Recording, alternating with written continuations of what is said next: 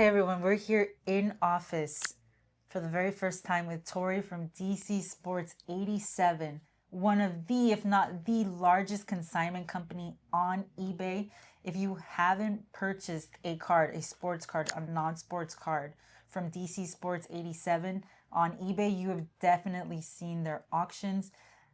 I personally bought some of my very first cards that I ever bought when I got back into the hobby Yeah, from you. So that's awesome. What was it?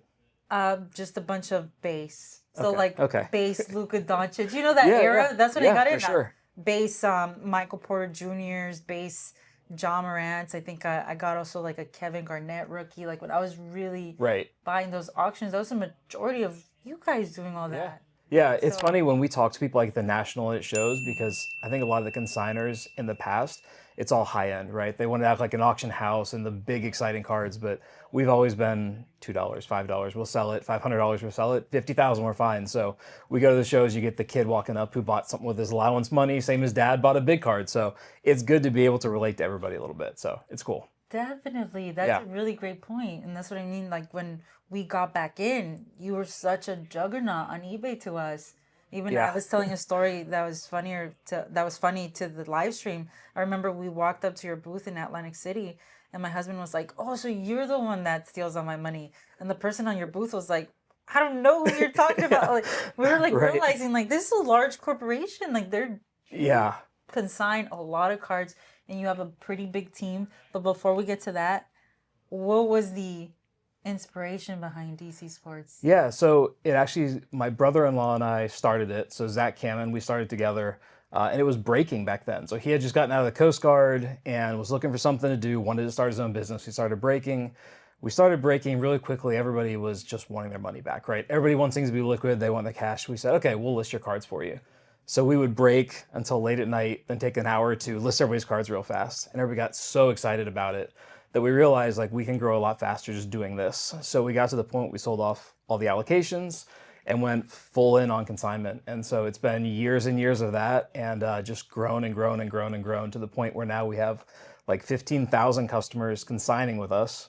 And each month we have about 40,000 different people buying from us on eBay. So just That's crazy numbers of insane. people. We've been super lucky. It was a right place, right time thing. I've heard you talk about that Yeah. too. It's like the market was taking off and we were there at a great time, but we also had a great team of people who just made it happen. So Oh yeah. that's what kind of started it. And now here we are a couple years later and things just keep going. Do you remember like the aha moment? Like when you looked at each other and you're like, dude, we gotta do this. Yeah, so we had been all working out of, we would sort mail on my kitchen table, and then it would go to a couple people's houses, and he had members of his family to take pictures, and then it would go to somebody else's house to get it listed. And we realized like this isn't sustainable. We've got to grow past this. So the first time we went and set foot in our very first office, which was this small little like 1,800 square foot office, and everybody's kind of looked at each other like, okay, like we can do this. And so we got that office, and that was 3 offices ago now, because we keep running out of room. But it was when we saw that that was like, okay, we really can just go and go and go. And yeah, if you're hungry enough, there's plenty of room to grow.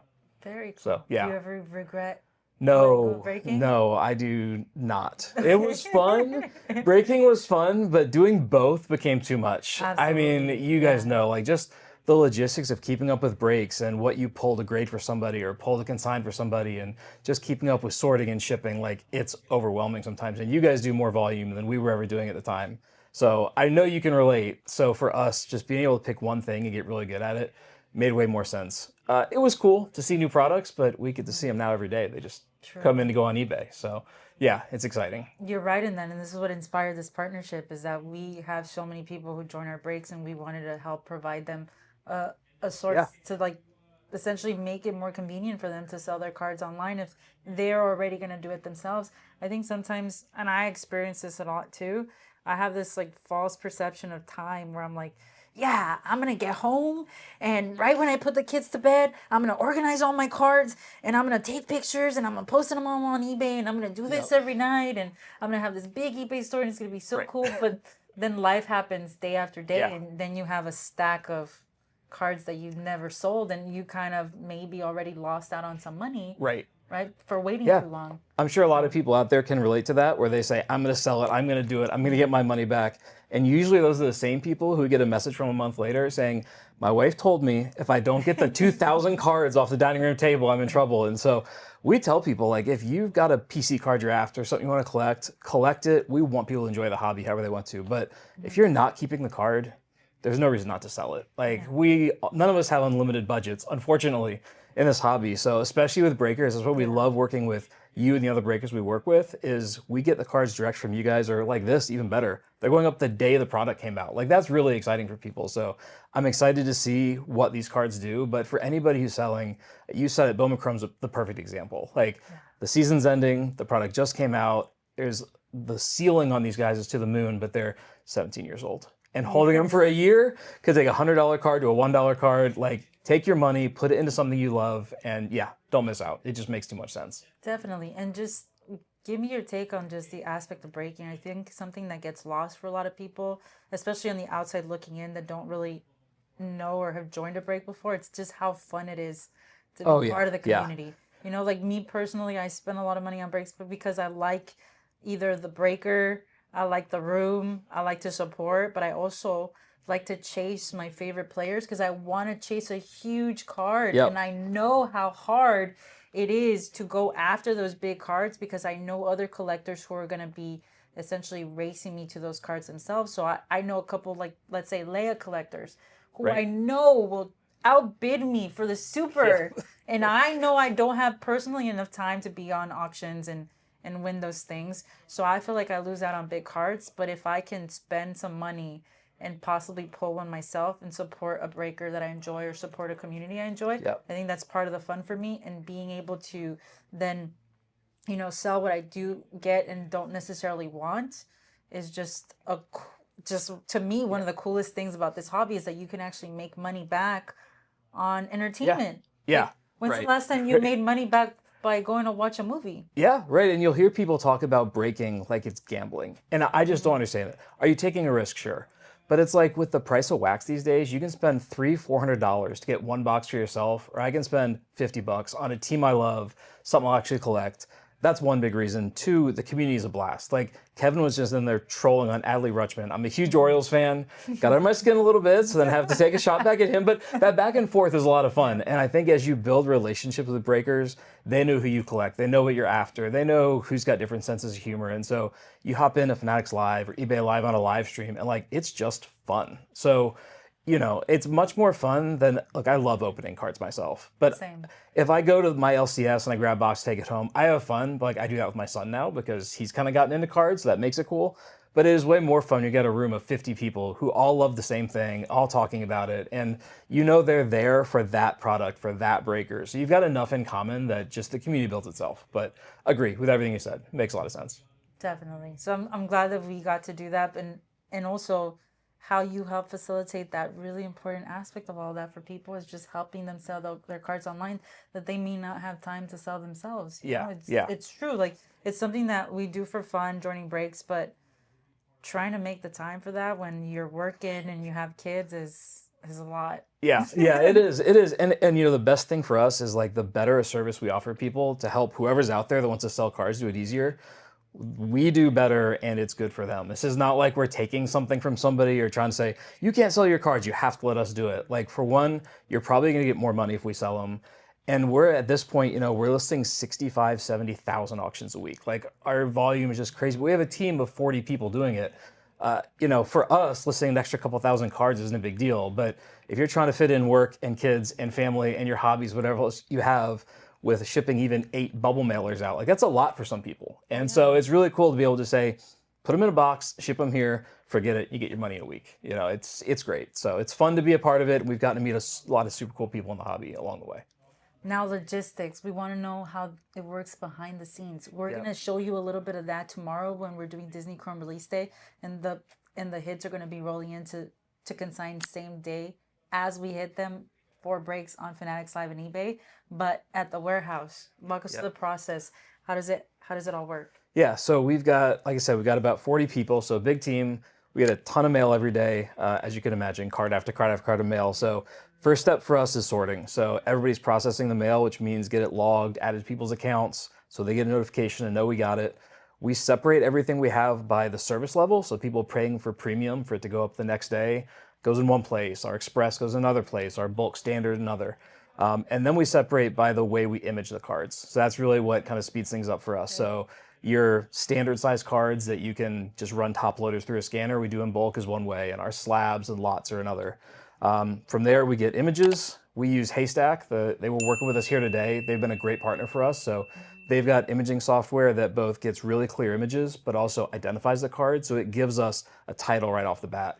So rather than having to title everything from scratch, our team is basically just reviewing what their software puts out, adding any little traits, if something's a jersey match, a color match, things like that, making sure those little things are in there. But it takes a lot of that work out for us so we can get way more efficient.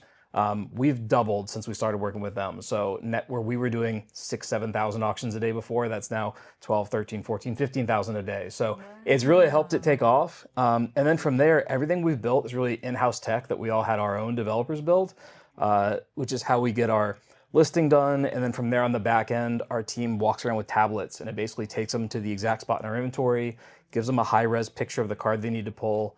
And when we do that, we pull everything out by shipping method. So high dollar goes together and bulk goes together and singles go together. So it's the very short condensed answer to the question. But yeah, it's just kind of evolved over time as we've tried to hire more and more people and find more ways to get more efficient and scale the business and grow and grow and grow. We've just kept adding. It's about going to the team and saying, what would make this faster? What would make that easier? And as we release those things, it lets us get bigger and bigger and bigger. So yeah, that's the short version of what we do behind the scenes, along with all the other little, technology pieces we plugged in along the way.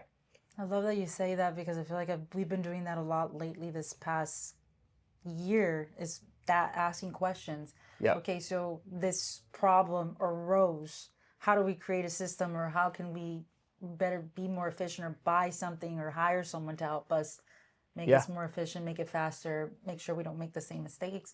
So what's the secret, I guess, to not making mistakes? 17,000 listings a day? Yeah. That's insane. Yeah, it's crazy. Yeah. And we're not perfect, right? We do make mistakes, but the thing for us is just having the accountability and having tracking for everything. So every time somebody takes an image of a card, we know who took the picture. Every time somebody sorts a package, we know who received that package, we have it on video. Every time a card gets picked to go to shipping, we know who pulled the card out. When it gets shipped, we know who shipped it. So just having that accountability, and it's not a lack of trust. It's just when we see that, we know who can we go to if there's a problem, and just have that training opportunity to help them get better. That's helped us a lot. And just every time we look at something, we look at a process and say, could we do 5 times what we're doing right now with this exact same process? If the answer is no, it's what technology, how many more people, what change in the process would we need to make that possible? And then we go build that. And then when that's done, okay, we want to double this, what do we have to do? And I think just constantly going through that mental exercise of like, can this get bigger, or is this kind of capping us? You really get all the obstacles out of your way before they get there. And that's what's helped us just keep going and going and going and going. And finding a lot of great people. I mean, I'm sure, as you know, here, it's all about people. But if you take great people and you put underwhelming tools in their hands, you're kind of handcuffing them, and that's not fair. But if you put great tools in the hands of great people, the amount you can do is just unlimited. And that's what we've really found over the last few years. That's great business advice. Yeah. What did you do before this? I did some random business stuff, like project manager jobs and things like that, where I was a little bit techie and a little bit just project stuff and a little bit just organizing accounts for random businesses. So yeah, kind of a jack of all trades. I've always been like a little bit techie, but I've been collecting cards since I was like 6 or 7. So for me, this has always been far more interesting. So it was super exciting to come into this and be able to tackle like solving problems, adding new technology, but in something that's actually interesting, not something that just bored me from 9 to 5 every day. So yeah, plus like you said, the community of people you get to interact with here, way more fun than a bunch of suits at a 9 to 5. So I'll take this any day. Very cool. Is there a story of a card that you think, affected you in any like emotional way, or maybe a card that someone reached out to you and said, you changed my life helping me sell this card, anything like that? It's so hard. People always ask me like, what's the biggest card you ever sold? Or what's the best? What's the most exciting? And I'll be honest, I never have an answer. We sell so many cards now that trying to remember individual cards is like next to impossible. So what we really get more of actually are the stories of people on the other end. It's when we go to the National, or I'll go to Chantilly, the show near us, and somebody will come up and say, "Hey, I've been shopping for this card forever and I can never find it. And I finally found that you guys listed it and now my PC is complete." Or I found the red, so now I had the super and now my rainbow is complete. Like those happen all the time. But that one like life-changing sales story, I really don't have. It's just we had so many people who will tell us, "Well, you made it so much easier. I'm so glad I don't have to keep a stack of bubble mailers at my house. I'm so glad I'm not going to the post office every day. I hated listing on eBay card by card all night after work." So helping people in that way is super rewarding. But yeah, not sure I have that wow moment from one sale. I mean, that to me is really, it's nice to hear from people who say, hey, you pulled me this really great card, or, I was looking for the red and I joined one of your breaks for like $10 and we pulled the red in my collection. I think Yeah, those right. stories are amazing. Yeah, it is. And it's great because when you connect with somebody on that level, there's more to it. And that's the reason we've tried to do more, like working with breakers. Me being here this week, like it's great to just meet more people in the space on both like the business side and the collector side. Because that's what helps us get like trust and comfort and community with people. And I think Yes. too often the big companies in the space just feel like companies and people feel like they're robots. And so we want to be a little more humanized and approachable as a business than some people where it's just kind of a robot all day long. And so, what we do can feel robotic 'cause it is a lot of the same thing all the time. But those moments like that are cool because it lets you have a little more connection with people. Yeah. I just want to say, yes, thank you. Tori came out here to California to help us do this in person. And to me, in-person collaborations has been a huge part of our personal growth and Yeah. business growth in the past couple of years. We started this YouTube channel because of that. We went to visit Rich Layden in Florida to do May the 4th. And since then, being able to visit people in their homes, in their Right, businesses, right. and learn the way they do things and learn how their business operates, not only has it like opened my mind to new things that we can do, it's given me more confidence to realize the possibilities Yeah, of things. Like, absolutely. I never realized that a breaking business could be what Rich built until I saw it for myself and went, hey, I Yeah, could do this too. yeah, It yeah. just takes a little bit of, what Rich would say, like, just shut up and work Right, right. And for us, this sometimes. is cool. Yeah. And like, this is a first. We haven't done this before. We work with a lot of breakers. We've been doing it for a little over a year now, but I've never gone to the breaker to do it. So this is exciting. Hope to do more of it. I appreciate you having us out. And I think it'll be cool because I want people to see, okay, I was in a break on Tuesday. My cards were on eBay Tuesday night. Friday night, they ended. I had a better sale than a week later. I got my money. Like, I think the whole experience when people look at this after it's over, they'll just be wowed by it. And then we can do it again in the future and we'll get more and more people jumping on board and they'll wish they were here this time, but that's Yes. okay. We can give a little I told you so down the road. Yes. Okay, what's your hobby hot take? My hobby hot take. Something not everyone would agree with. Ooh. Um so I hate booklets. What? All of them. I just pulled him a booklet last Sunday too. You did, I and it do. sold phenomenally well. I don't know why. I've never been able to like a book. For all the things IPC, I'm just so picky. I don't like booklets, and I don't like horizontal cards. That's so I like weird. cards that are just portrait, up and down. I don't know. I mean, when you So- say you don't like horizontal, that makes sense. I don't really either, just because it's just It's not awkward uniform. when I try to display it along with Yeah. other horizontals. Yeah, and get all OCD about it. But yeah, I've never liked books. I don't know why. That's Just so crazy. That is a hot take. yeah. I don't know that I have any other hobby hot takes, but yeah, not a fan of books. Okay, so listing the process from like getting the cards to listing it Mm-hmm. on eBay, who would do it faster in your company? Who would be the fastest in your company? You or someone else? Oh, me. Yeah. Me. Yeah, it's tricky though because we have so many people now that we have a lot of people who are like amazing at certain things. And so a Yeah, lot of what okay. we found our success in is it's not you give 100 cards to each person and say go list your 100 cards. It's this person's going to photograph 1,000 cards, and then True. this person's going to be great at sorting the mail as it comes in, and then this person's going to be great at getting all the titles checked. And so it's all about kind of dividing the work to suit people's strengths is what's worked for us. Yes. Okay. So if one person had to do all of it, I would win by a mile. But there are absolutely people who can take photographs faster than me, people who can sort the mail faster than me. It's just if you had to do it all, I'm pretty confident I could win that. You think it's because you've done it all, right? Probably, yeah. And I think like the way our team is divided is we have some people who are card guys, right? They're in the hobby, they come from the hobby, we hired them for that reason. So they're really good at like recognizing parallels and things like that. We have other people who aren't into cards, like they're great at the photos and the sorting and the shipping and all that, but they might not know the card side. And so I'm just fortunate I kind of overlap both and haven't been around for a while, know all the ways we do it. And I've got a weird memory with things like parallels. So yeah, I'd do good. But we have some great people who can beat me at a lot of the different components of it. Yes, I agree with that. I feel the same. I think about that too, like from listing breaks to actually selling them to sorting them to shipping them. I think I'm the only person that's done it Right, all. right. And like you said, like over time, we've kind of hired people to help with different components of it. Yeah, But yeah, just doing it all is kind of crazy to think that I think I could too. I think yeah. I could list, sell, break, sort, and ship So the what I'm hearing we fastest. need is we need to get a bunch of people like you and me together and have like a hobby Olympics or Oh something at the yeah, national dude, where I'm it's so who can down. do all those things along the way. But I'm so yeah, down. we've definitely learned as we've grown how you have to use people differently. And that was like in the very beginning when it was just me and Zach, he would go live on Facebook Live because he had to be the one to fill all the breaks and line the breaks and break because everybody trusted him. Same as I'm sure you in the beginning.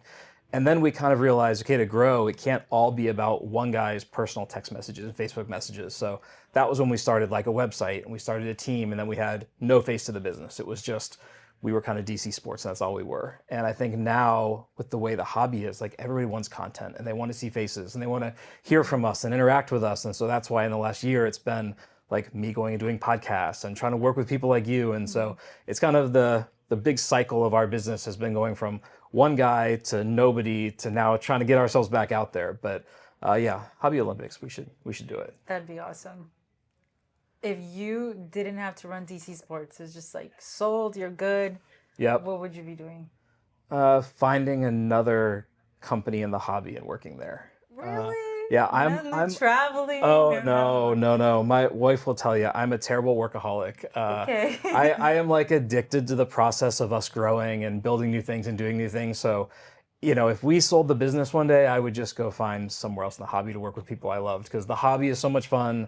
Cards are fun, and finding new ways to just do it better has been an exciting like challenge over the years. So I cannot envision a world where that's not what I do for a living. Maybe fewer hours. Like same thing, more vacations. Yeah. That's my perfect Okay. scenario. So yeah, we'll get there though. Okay, very cool. So what I'm hearing is if you ever sell DC Sports, you're gonna apply here first. I'll That's apply to a lot of right. places, but this would be on my list. It'll be on the short list. How about that? Okay. What about you? If you stopped breaking and you sold this, are you able to stop and just travel and go live life, or do you have to get right back to it? No, Yeah, see, that's a definitely problem. not. Once you get wired that way, it's kind of hard to let go, which is, it's good and bad. It's so fun. Yeah, And it is. I just tell everybody I'm so grateful. We're so lucky to do something so fun Right. too. Yeah. Cards are fun. Cards are fun. The people in the community are a blast. And the most challenging thing we have to do is find ways to do more for them. So you can't really lose. It's a great arrangement for sure. Okay, thank you so much for that, Tori. That was a lot of fun. Everything from beginning to end, this conversation. I feel like I've gotten to know you a lot more, and as a businessman, I really appreciate, everything that you taught me right now. Yeah. So, Likewise, appreciate you having me here. and all of you watching, I hope you enjoyed the video. Please like and subscribe and ask Tori more questions in the comments, please. And Tori, let us know where we can find you. Yeah, follow us on Instagram, DC Sports 87, and our website is dcsports87.com. We've got a How It Works page, FAQ, or you can contact us there. So we're here to help if anybody has any questions for us, and appreciate you guys hanging out and watching. Yes, take all those cards in your closet and just send them to Tori now. And if you get in breaks with Mama Breaks, just have them come to us and There we'll you take go. care of it. There you go. That's simple. We're here for you.